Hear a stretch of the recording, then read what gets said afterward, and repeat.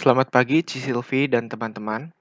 Kami dari kelompok 8 ingin mempresentasikan mengenai Analyzing Financing Activities. Kelompok kami terdiri dari Hansen Prasetyo Effendi, Antonius Jan Gildas, Nadine Felicia, Phoebe Marcia, dan Sylvia Steviani. Kami akan membahas Introduction, Debt Financing, Lease, Contingencies and Commitments, Off-Balance Sheet Financing, dan yang terakhir, Shareholders Equity. Pertama kita masuk dalam introduction. Nah, apa itu aktivitas pendanaan? Aktivitas pendanaan adalah suatu cara yang dilakukan oleh sebuah perusahaan untuk memperoleh dana untuk menutupi kebutuhan-kebutuhan perusahaan. Jadi aktivitas pendanaan itu suatu langkah atau upaya yang dilakukan oleh perusahaan untuk memperoleh dana untuk menutupi kebutuhan-kebutuhan perusahaan. Contoh dari aktivitas pendanaan adalah pinjaman jangka pendek maupun jangka panjang, investasi saham dari pihak luar, dan leasing. Nah, ini masih salah satu atau beberapanya dari aktivitas pendanaan. Nah, aktivitas bisnis ini biasanya memiliki pendanaan dari liability maupun ekuitas. Pengertian liability sendiri adalah pendanaan berupa hutang yang akan dibayar pada masa yang akan datang. Jadi liabilities itu perusahaan memperoleh dana melalui hutang dan akan dibayar hutang tersebut di masa yang akan datang. Pembayarannya bisa berupa uang, jasa maupun aset lainnya. Liabilities terdapat dua jenis, yaitu financing liabilities dan operating liabilities. Financing liabilities adalah pembiayaan hutang seperti wesel dan obligasi jangka panjang, pinjaman jangka pendek, serta penyewaan. Sedangkan operating liabilities adalah kewajiban yang timbul dari kegiatan operasi seperti accounts payable dan income tax payable. Nah, secara pelaporannya, liabilities itu dibagi menjadi dua, yaitu current dan non-current liabilities. Kalau current liabilities adalah liabilities yang dibayarkan tidak lebih dari setahun. Sedangkan untuk non-current liabilities adalah liabilities yang dibayarkan lebih dari setahun. Untuk ekuitas itu mengacu pada klaim pemilik atas aset bersih perusahaan. Kita masuk ke debt financing. Nah, kategori debt financing ada 3, yaitu public debt, private debt, dan leasing. Public debt itu perusahaan dapat meminjam langsung dari investor dengan menerbitkan sekuritas seperti obligasi. Jadi kalau public debt itu perusahaan meminjam langsung dari investor dengan menerbitkan sekuritas atau obligasi. Nah, kalau private debt itu perusahaan meminjam melalui lembaga keuangan seperti bank dalam bentuk pinjaman. Nah, biasanya hutang itu pasti memiliki biaya pinjaman yang eksplisit. Biasanya kita sebut sebagai interest atau bunga. Nah, kalau nama akuntansinya disebut interest bearing liabilities. Biasanya pinjaman jangka pendek itu menawarkan tingkat bunga yang lebih rendah daripada hutang jangka panjang. Tapi pinjaman jangka pendek bisa juga lebih beresiko karena kebutuhan untuk pembayaran hutang dalam waktu yang singkat. Jadi untuk mempersiapkan pembayaran hutangnya itu lebih singkat, jadi dikatakan lebih beresiko. Contoh pinjaman jangka pendek adalah revolvers, discounted bills, dan commercial paper. Nah, kemudian leasing. Kenapa leasing itu bisa dimasukkan dalam kategori aktivitas pendanaan? Seperti yang sebelumnya dijelaskan bahwa aktivitas pendanaan itu pengertiannya segala upaya yang dilakukan oleh perusahaan untuk mencukupi setiap kebutuhan yang dibutuhkan oleh perusahaan tersebut. Misalnya contoh perusahaan manufaktur, biasanya kan membutuhkan sebuah mesin untuk memproduksi produknya tersebut. Nah, biasanya perusahaan tersebut menggunakan cara leasing untuk mendapatkan mesin atau aset-asetnya lain, sehingga dengan leasing itu dapat membantu perusahaan untuk menutupi setiap kebutuhan perusahaan, sehingga perusahaan tersebut dapat beroperasi dengan baik. Sehingga leasing itu dikatakan sebagai aktivitas pendanaan karena dengan leasing perusahaan dapat menemukan sumber pendanaan tersebut. Nah, kemudian kita masuk ke accounting for debt, yaitu penghitungan accounting for long-term debt. Nah, accounting for debt itu ini saya kasih contoh tentang bonds payable. Nah, bonds payable ini ada yang issued-nya by par, premium, maupun discount. Nah, contoh pertama melalui par dengan interest rate-nya 6%. Dengan present value 100.000. Nah, kemudian kalau issued at par ini tidak ada selisih dalam amortisasi karena dia issued at par. Dan interestnya pun tetap, yaitu 6.000 sama seperti harga kuponnya. Nah, kemudian kalau issued at premium pasti ada selisih. Jadi perusahaan menerbitkan obligasi dengan harga 100.000 tapi dibayar dengan harga di dalam contoh di sini 108.486 dengan interest rate 3%. Nah, kemudian untuk mendapatkan harga premium senilai 8.486 itu diselisihkan antara 108.486 dengan harga present value yang awal yaitu 100.000 atau nilai obligasinya seharga 100.000 sehingga diperoleh selisih premium yaitu 8.486. Kemudian untuk interestnya di tahun 0 yaitu tahun pertama diterbitkan pasti belum ada interest, tapi di tahun kemudian baru ada interest. Kemudian kita masuk ke tahun kedua. Tahun kedua present value-nya 105.740. Kemudian ada premium sebesar 5.740 dengan interest 3.255 dengan amortization 2.745.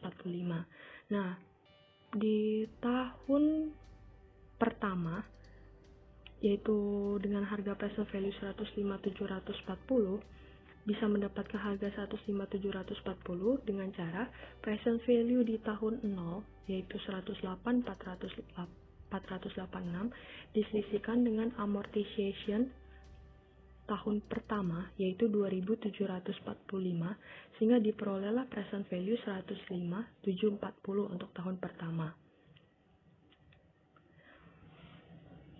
Nah, kemudian premiumnya diperoleh dari 105.740 dikurang 100.000. Untuk interestnya diperoleh 3.255 dengan cara 108.486 dikali 3%. Nah, kemudian diperolehlah 3.255. Nah, kita hitung dengan cara seperti ini sampai hasilnya mencapai 100.000 dan premium atau diskonnya sampai 0. Kemudian dengan contoh issued at discount dengan interest rate-nya 10%, di mana present value-nya 90.053. Nah, kemudian 100.000 untuk memperoleh harga premiumnya 100.000 dikurang 90.053. Kemudian mendapatkan hasil 9.947. Nah, sama seperti sebelumnya, interest itu pasti tidak ada di tahun ke-0 atau tahun pertama penerbitan bonds payable tersebut. Nah, untuk ke bawahnya sama seperti issued at premium perhitungannya dan diperhitungkan sampai premium atau diskonnya menjadi 0.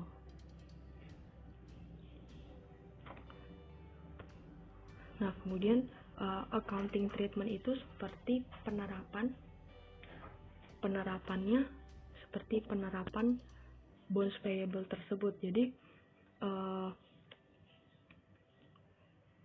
bonds payable itu biasanya diterbitkan dengan harga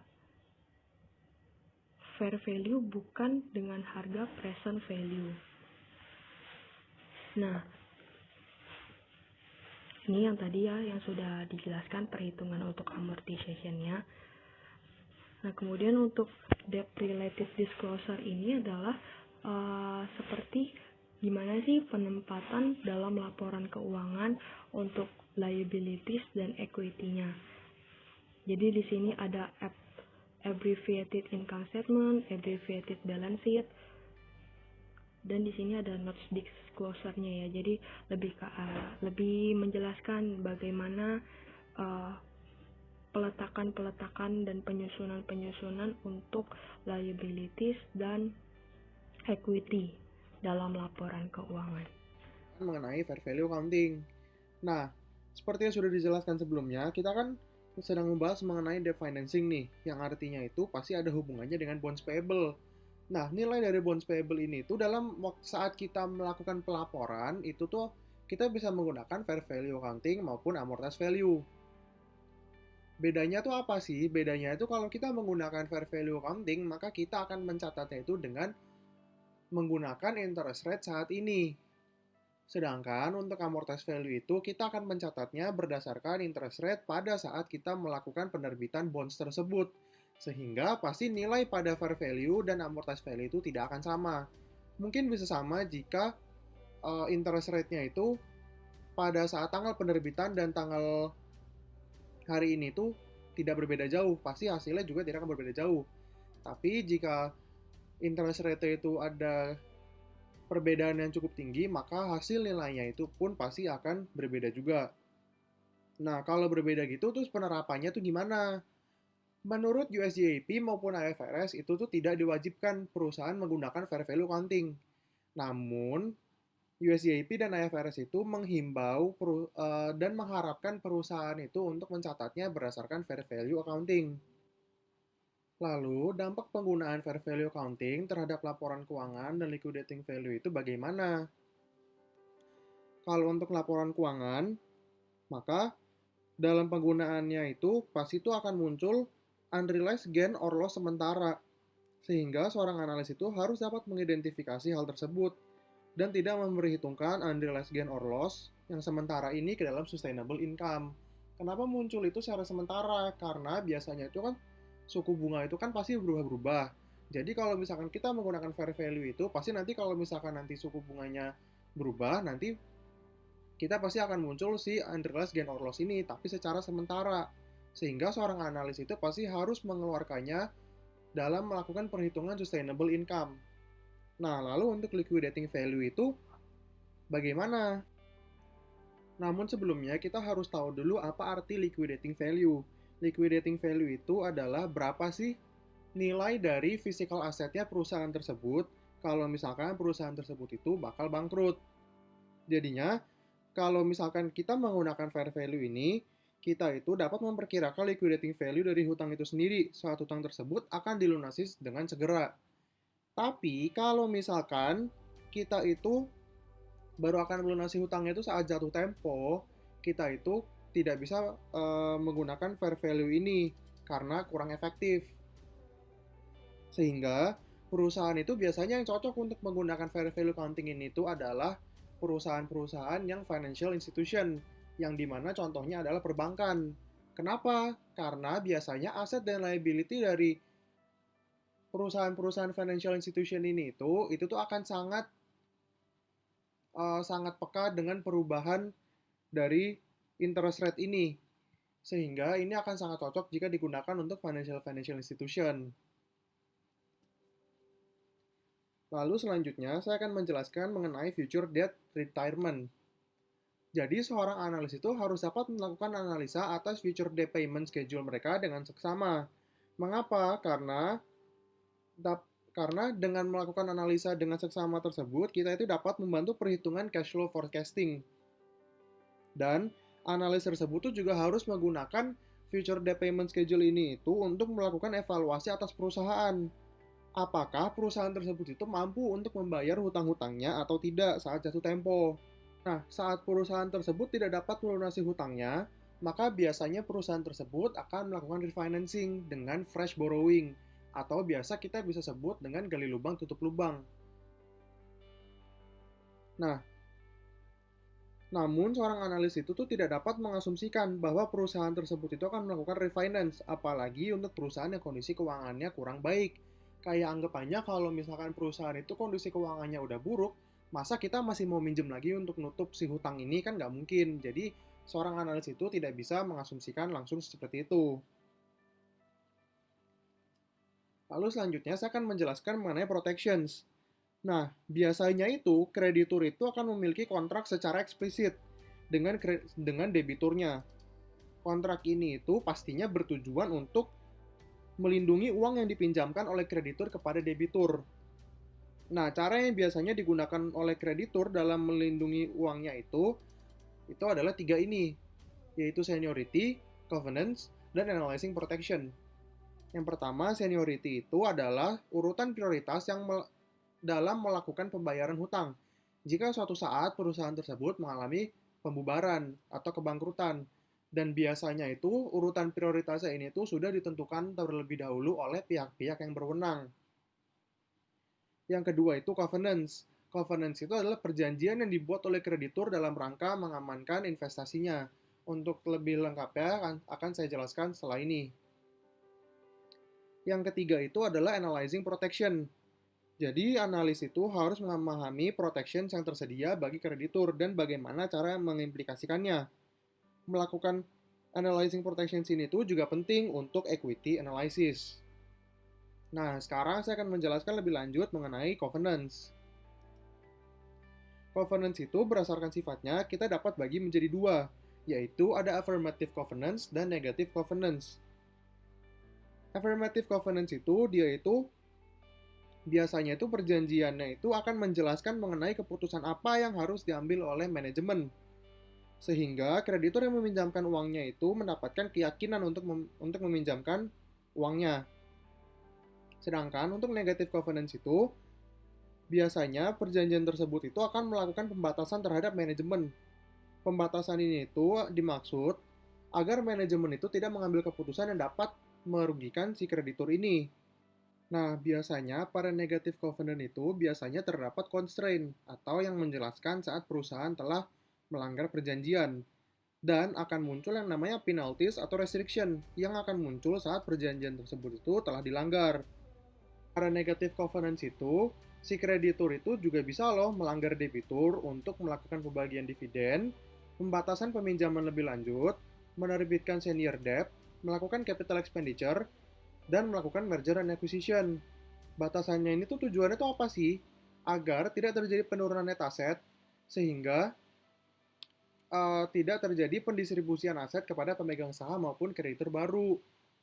Jadi kan seperti yang kita tahu, aksi-aksi yang tadi saya udah jelasin itu kan dapat menurunkan si net asetnya ini. Jadi kalau misalkan net asetnya turun, pasti krediturnya itu akan merasa tidak nyaman atau tidak tenang, karena kalau misalkan net asetnya turun, berarti kemampuan dia untuk melakukan pembayaran hutangnya itu pasti akan turun juga. Sehingga biasanya dalam negative covenants itu, si kreditur itu akan membatasi aksi-aksi manajemen tersebut. Nah, saat debitur itu melakukan pelanggaran covenants, maka akan muncul yang namanya technical default, yang akan memberikan kreditur hak untuk menuntut debitur membayar hutangnya secara segera. Lalu selanjutnya, saya akan menjelaskan mengenai leases. Lease ini itu udah pernah kita pelajarin di Inter 2. Lease ini tuh apa sih? Lease itu adalah perjanjian kontrak antara lessor atau pemilik aset dengan lessee atau penggunanya. Sehingga lessee itu akan mendapatkan hak penggunaan aset yang dimiliki oleh lessor. Nah, nantinya itu lessee itu akan melakukan pembayaran sewa atas hak yang diberikan oleh lessor tersebut, yang disebut dengan minimum lease payment atau MLP. Nantinya itu lessee itu akan membayarnya dalam jangka waktu yang telah ditentukan. Nah, metode alternatif dalam lease accounting ini tuh ada dua. Yang pertama ada capital lease, yang kedua ada operating lease. Bedanya itu apa? Kalau kapitalis itu, kita itu perjanjiannya itu akan memindahkan semua keuntungan dan resiko atas kepemilikan aset ini. Jadi lesi ini itu akan menganggap perjanjian ini sebagai akuisisi aset, dan lesor itu akan menganggap perjanjian ini itu sebagai transaksi penjualan dan financing. Lalu di sisi lesi, aset yang digunakan untuk perjanjian tersebut dan kewajiban perjanjian yang dimaksud ini itu akan diakui dalam laporan keuangan. Lalu selanjutnya saya akan menjelaskan mengenai operating list, yang artinya itu tidak ada aset maupun kewajiban yang diakui dalam laporan keuangan. Yang artinya sisi lesor itu akan menganggap penerimaan dari leasing ini itu sebagai rent revenue, dan lesi akan menganggap pengeluaran atas leasing ini sebagai rent expense. Nah, biasanya lesi itu akan mengatur perjanjian lease ini itu seakan-akan perjanjian tersebut merupakan operating lease. Padahal karakteristik dari perjanjian tersebut adalah financing lease. Kenapa begitu? Karena si lesi ini tuh pasti tidak akan mau mencatat aset dan resiko-resikonya atau kewajiban-kewajibannya itu. Dia tidak akan mau mengakuinya.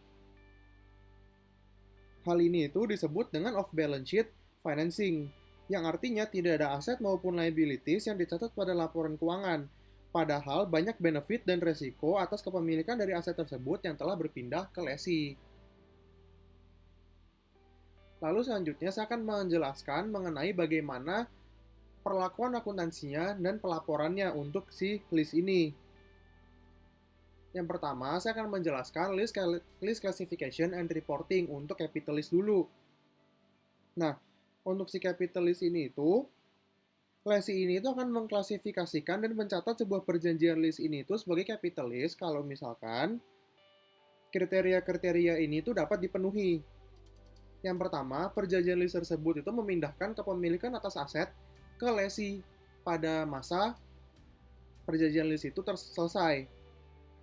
Yang kedua, pada perjanjian list itu terdapat pilihan untuk membeli aset dengan harga yang rendah atau bargain price. Yang ketiga, jangka waktu perjanjian list itu adalah 75% atau lebih dari perkiraan umur manfaat aset yang dimaksud. Contohnya gimana? Kalau misalkan asetnya itu useful life-nya itu estimasinya adalah 10 tahun, dan perjanjian list tersebut itu adalah 8 tahun, maka itu kan udah lebih dari 75% tuh jangka perjanjian list-nya. Berarti ini akan diklasifikasikan sebagai capital list. Nah, kriteria terakhir adalah present value dari minimum list payment pada awal perjanjian list itu adalah 90% atau lebih dari fair value dari aset dalam perjanjian tersebut. Nah, selanjutnya untuk operating list itu, syaratnya itu apa? Saat semua kriteria untuk capital list itu tidak terpenuhi, maka perusahaan itu akan mencatatnya sebagai operating list. Saat perjanjian list itu diklasifikasikan sebagai capital list, maka lesi akan mencatat aset dan liability sejumlah sama seperti PVMLP atau present value minimum list payment.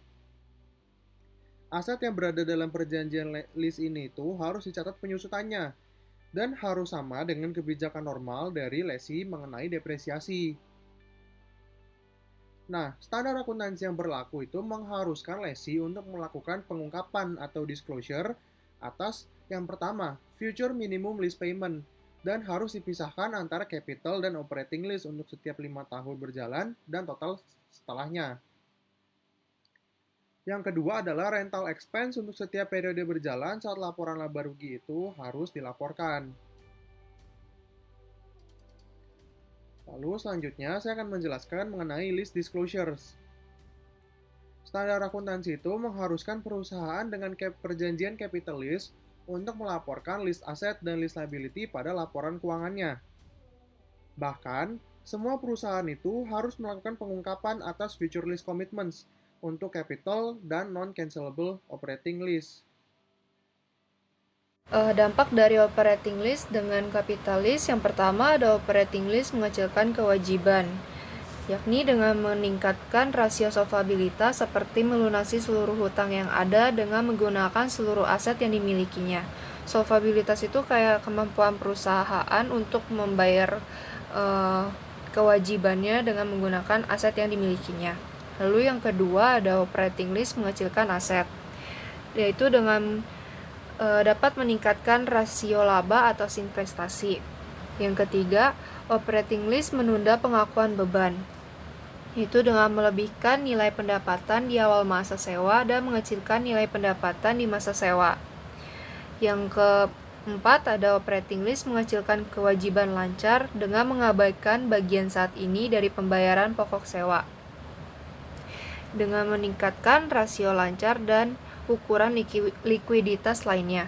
Yang kelima, operating list mencakup bunga dengan sewa-sewa atau beban operasi, yaitu dengan mengetahui pendapatan operasional dan beban bunga, meningkatkan rasio cakupan bunga, mengecilkan arus kas operasi, dan melebih-lebihkan arus kas pembiayaan.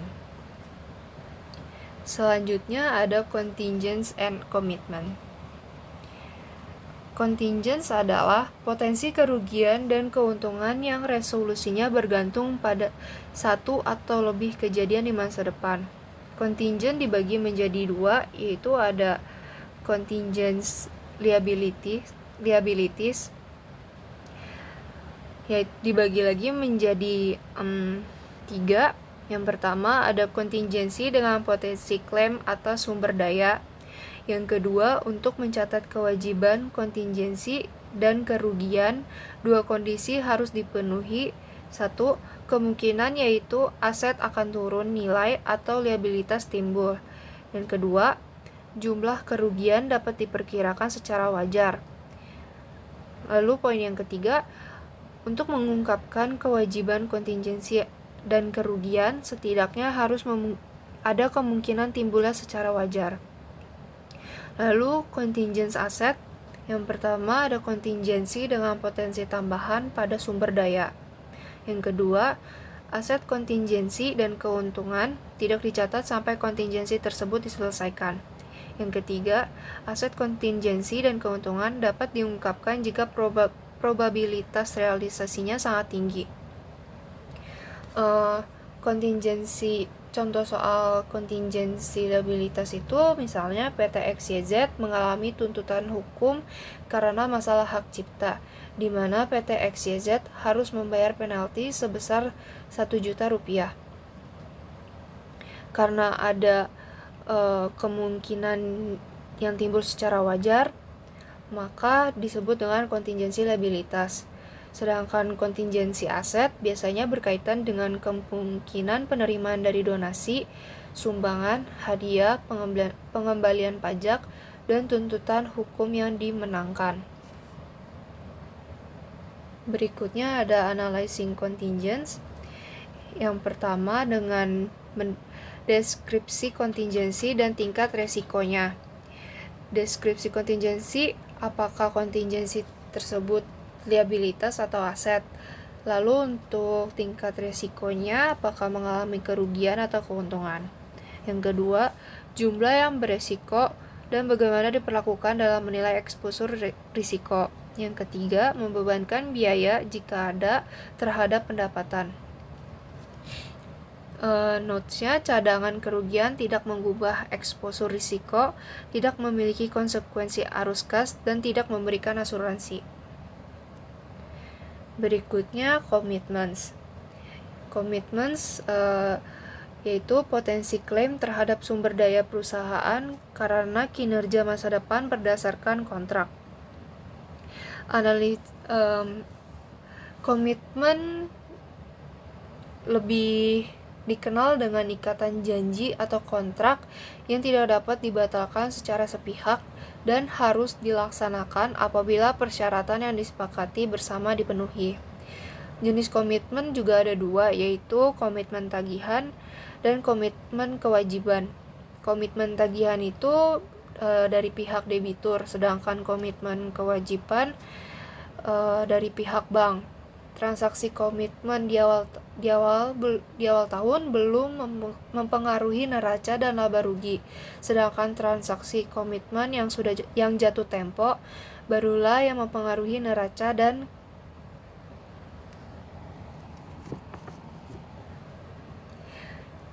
contoh dari komitmen misalnya Bank Omega menyetujui perjanjian pinjaman yang akan diterima senilai 30 juta.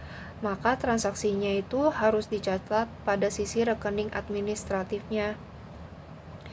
Lalu berikutnya ada analisis catatan tentang komitmen. Yang pertama ada deskripsi komitmen dan tingkat resikonya.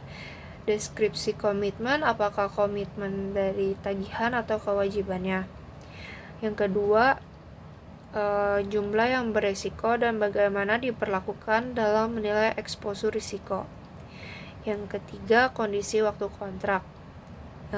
Yang biasanya itu dibuat setiap tanggal pelaporan bersamaan dengan pembuatan neraca dan laporan laba ruginya.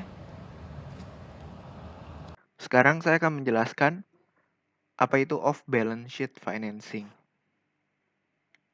Off-balance sheet financing adalah praktik akuntansi di mana sebuah perusahaan melakukan cara agar tidak mencatat aset atau hutang tertentu di dalam neraca mereka. Nah, kenapa perusahaan melakukan teknik ini? Perusahaan melakukan teknik ini agar laporan keuangan mereka bisa terlihat lebih sehat, sehingga akan menarik lebih banyak investor dan juga untuk mendapatkan pinjaman lain dari bank untuk keperluan modal operasi lainnya. Yang dimaksud lebih sehat di sini itu apabila perusahaan tidak memiliki banyak hutang. Itu salah satu indikatornya. Coba bayangin, kita sebagai investor, kita sedang menganalisis perusahaan A dan perusahaan B. Perusahaan A itu memiliki 3 hutang dengan nominal di atas 100 juta. Perusahaan B cuman punya 1 utang dengan nominal di atas 100 juta. Kita tanpa menghitung rasio perusahaan tersebut pun, kita jadi kehilangan minat untuk menanam investasi di perusahaan A. Karena hutangnya itu lebih banyak dibanding perusahaan B. Biasanya perusahaan yang memiliki banyak utang, itu resikonya juga tinggi. Kalau misalkan perusahaan tersebut tidak bisa melunasi hutangnya, dan bangkrut karena tidak bisa melunasi hutangnya, maka investor menjadi takut untuk berinvestasi di perusahaan tersebut. Nah, bagaimana cara perusahaan tidak mencatat utang atau aset tertentunya di dalam laporan keuangan mereka? Ada beberapa cara. Yang pertama, operating list. Yang kedua, purchase agreements. Yang ketiga, throughput agreements. Yang keempat, take or pay arrangements. Dan yang kelima, special purpose entities. Tapi biasanya yang lebih populer dan kita akan fokus kepada operating list. Nah, biasanya itu perusahaan dibanding melakukan pembelian aset secara langsung, dia biasanya melakukan leasing untuk mendapatkan aset tersebut. Leasing seperti yang kita tahu dibagi menjadi 2, capital lease dan operating lease. Perusahaan biasanya itu mencari cara agar perjanjian lease tersebut dapat dikategorikan sebagai operating lease. Kenapa harus operating lease? Kalau operating lease, pembayaran lease payment itu dicatat sebagai rent expense, tidak dicatat sebagai lease liability. Berarti, rent expense nantinya akan masuk ke dalam income statement perusahaan, bukan ke balance sheet-nya.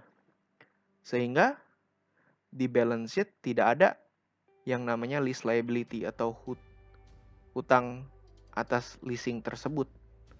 Sehingga perusahaan tidak memiliki hutang atas leasing tersebut.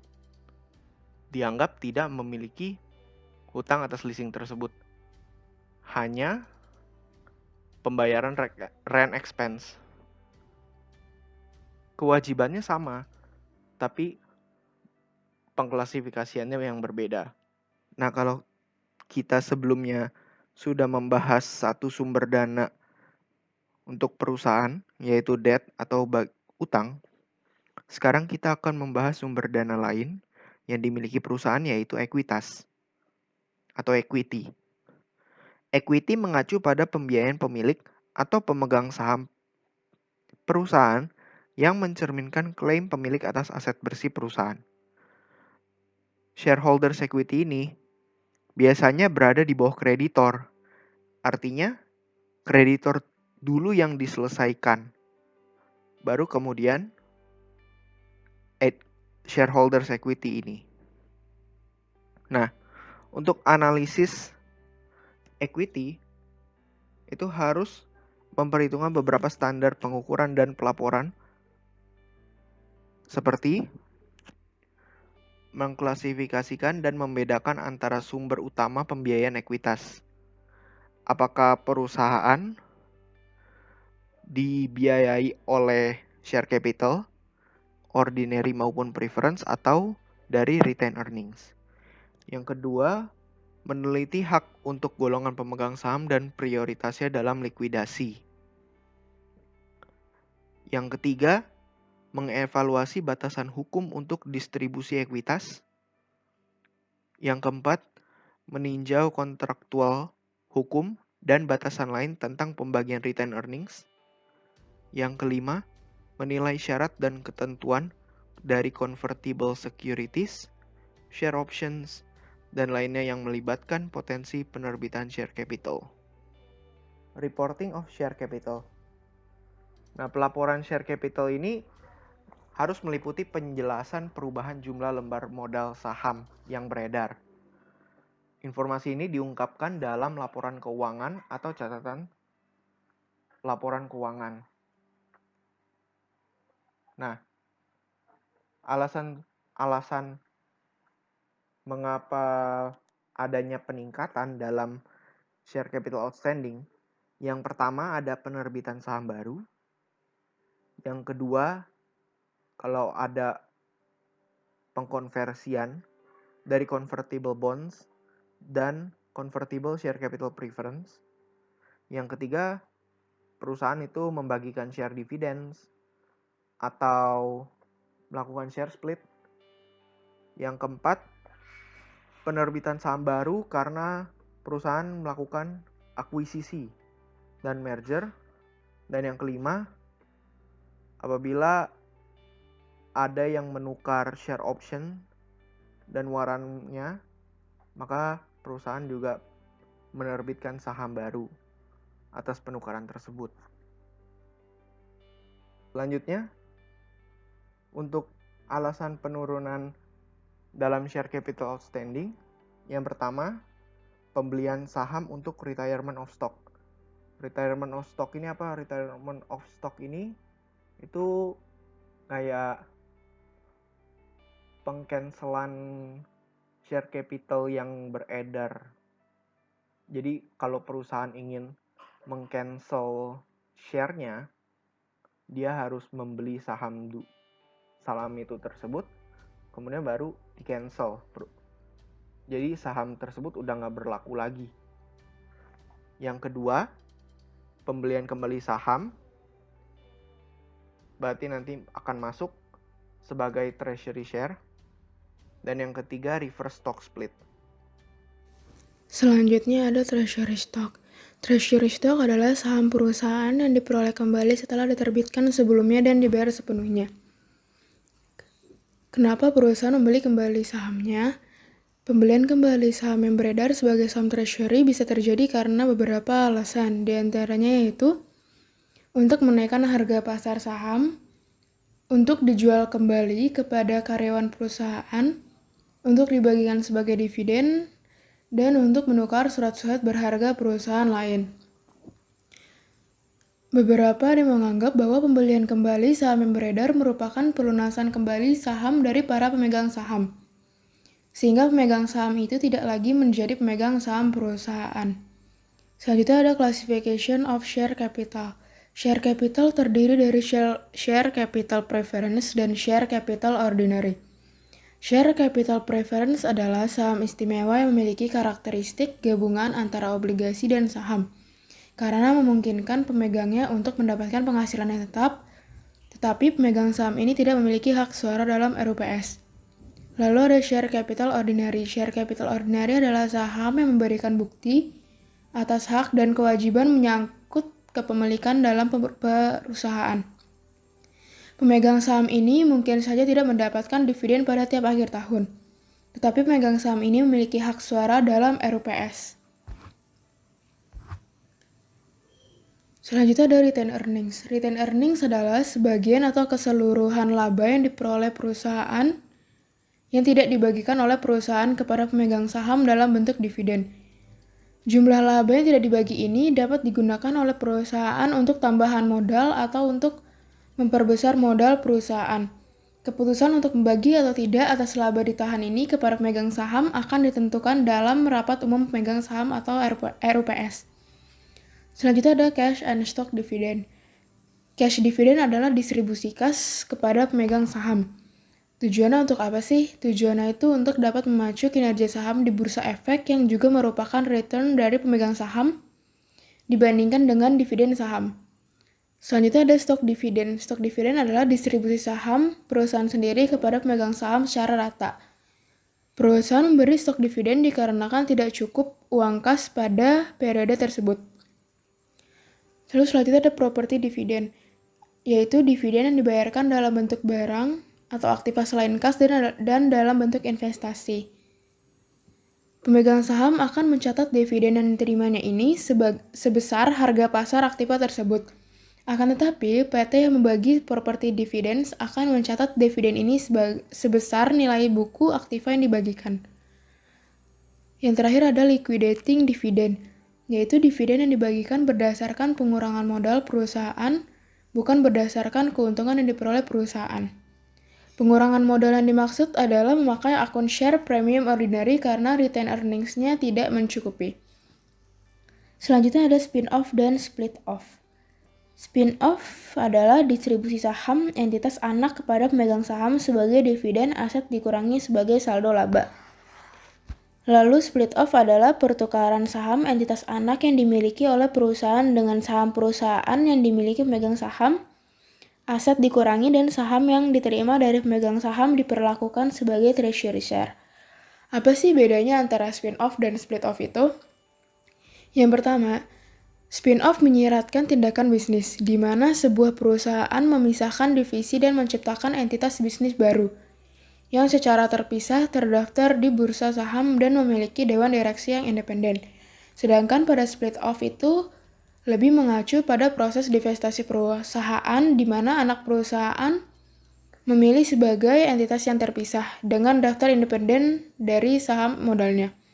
Lalu yang kedua, pada spin-off, saham anak perusahaan didistribusikan ke semua pemegang saham.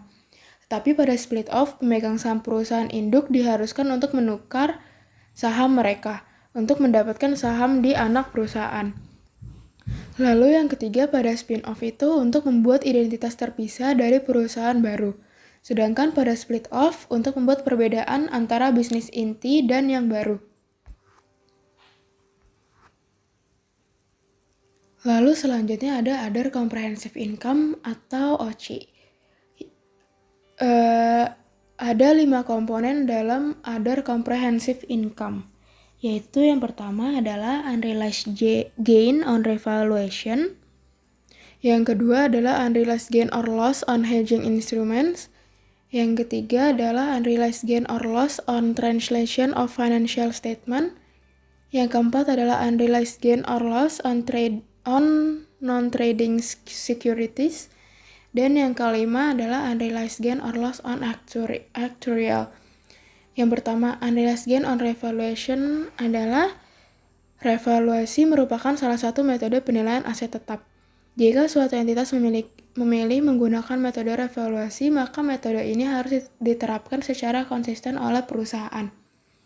Jika revaluasi menghasilkan nilai yang lebih kecil dari nilai aset tercatat, maka penurunan nilai ini pertama akan mengurangi surplus revaluasi. Setelah tidak ada lagi, baru akan mengurangi saldo laba. Dengan pencatatan seperti itu, maka entitas akan mengakui penurunan nilai atau impairment ketika revaluasi menghasilkan nilai aset lebih kecil dari nilai terbawa atau carrying value dengan menggunakan metode biaya. Lalu unrealized gain or loss on hedging instruments adalah unrealized gain or loss pada lindung nilai. Lindung nilai itu gunanya untuk apa sih? Untuk meminimalisir risiko.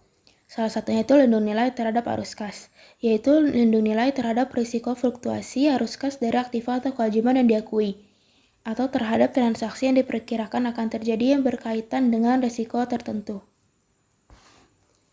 Lindung nilai atas arus kas, yaitu suatu lindung nilai terhadap exposure variabilitas arus kas yang dapat diatribusikan pada risiko tertentu yang terkait dengan aset atau kewajiban yang telah diakui.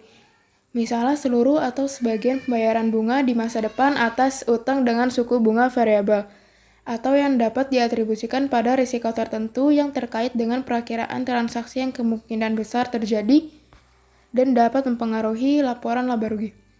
Jika suatu lindung nilai kemudian menimbulkan pengakuan suatu aset atau liabilitas keuangan, maka keuntungan atau kerugian terkait yang sebelumnya diakui pendapatan komprehensif direklasifikasi dari ekuitas ke laba rugi sebagai penyesuaian. Yang ketiga adalah unrealized gain or loss on translation of financial statement atau penjabaran laporan keuangan. Sebagaimana yang sesuai dengan instrumen keuangan, bahwa penjabaran laporan keuangan khususnya di bagian pengakuan dan pengukuran aset keuangan diklasifikasikan sebagai aset tersedia untuk dijual yang memenuhi definisi pinjaman yang diberikan dan piutang. Dapat direklasifikasi dari tersedia untuk dijual jika entitas memiliki intensi dan kemampuan memiliki aset keuangan untuk masa mendatang yang dapat diperkirakan atau hingga jatuh tempo.